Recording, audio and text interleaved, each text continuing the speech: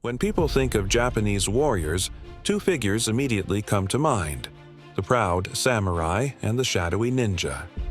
In movies, anime, and video games, they are often portrayed as bitter enemies. The honorable knight versus the ruthless assassin. But how much of this image is true?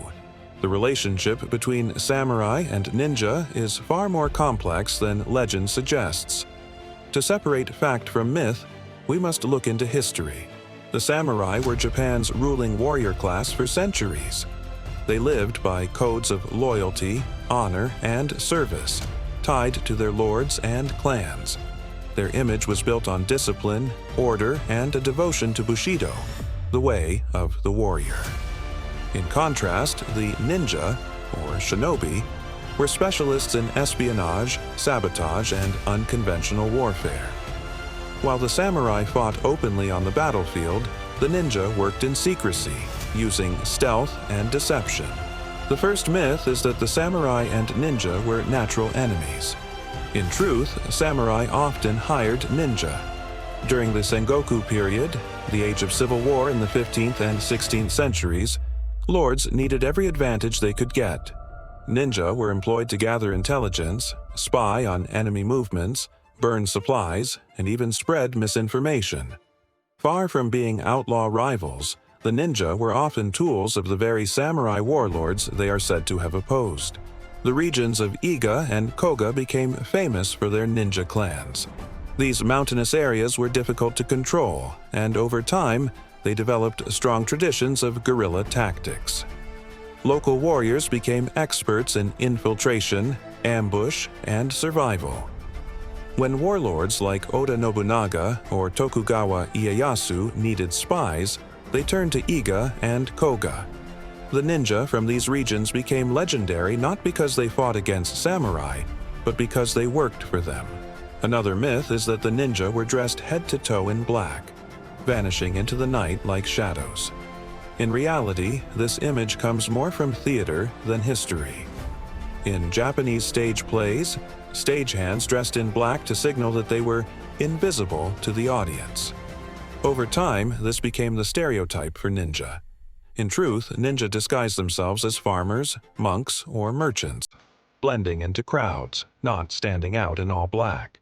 Their skill was not in hiding in darkness, but in appearing ordinary until the moment they struck.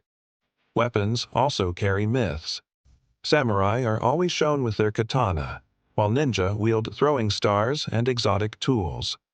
The truth is that ninja used whatever was available. Swords, knives, spears, bows, and even farming tools could become weapons in their hands. The famous shuriken, or throwing star, was not a deadly killing tool, but more often a distraction, used to surprise or wound. Smoke bombs, grappling hooks, and climbing gear gave ninja their reputation for versatility. Their greatest weapon was improvisation. The relationship between samurai and ninja was complicated.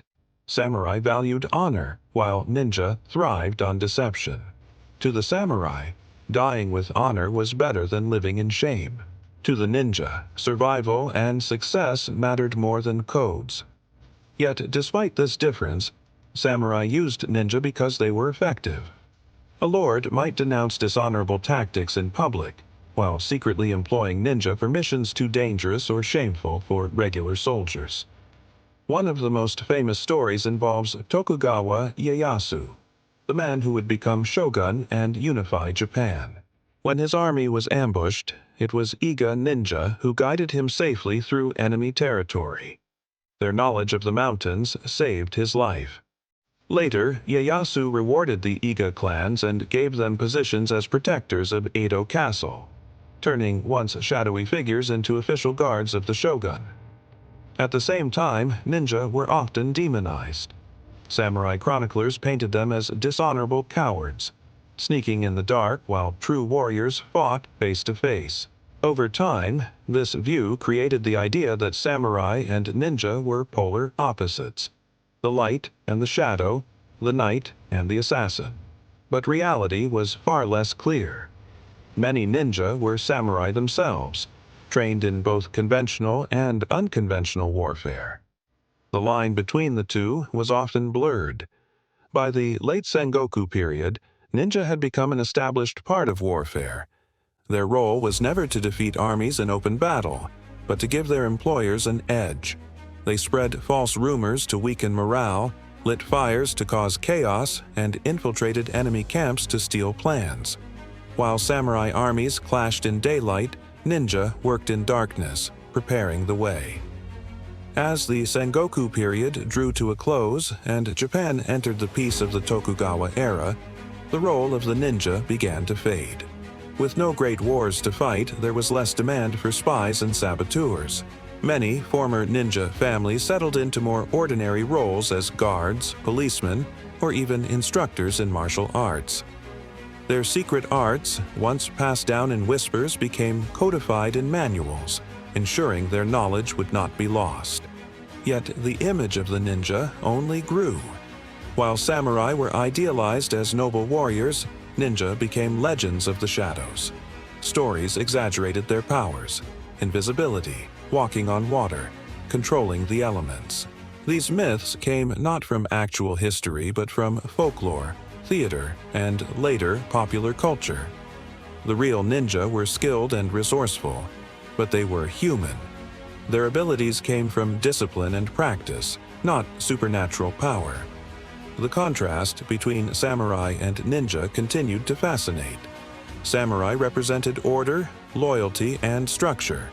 Ninja represented chaos, secrecy, and survival. In reality, they were two sides of the same coin. Both were warriors shaped by the demands of their time. Both relied on discipline, skill, and courage. The difference was not absolute, but a matter of approach. The samurai fought in the open, bound by codes of honor. The ninja fought unseen, bound by necessity. Some samurai despised ninja methods, seeing them as dishonorable. Others embraced them, recognizing their value. In truth, there were samurai who became ninja and ninja who were samurai. The boundaries were fluid. What mattered most was the mission, not the title. Even today, the myths endure. Films and anime show samurai and ninja as eternal rivals, locked in a struggle of honor versus deceit.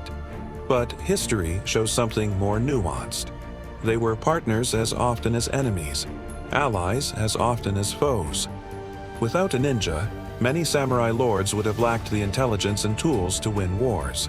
Without samurai, the ninja would have had no patrons to employ their skills. The legacy of both lives on.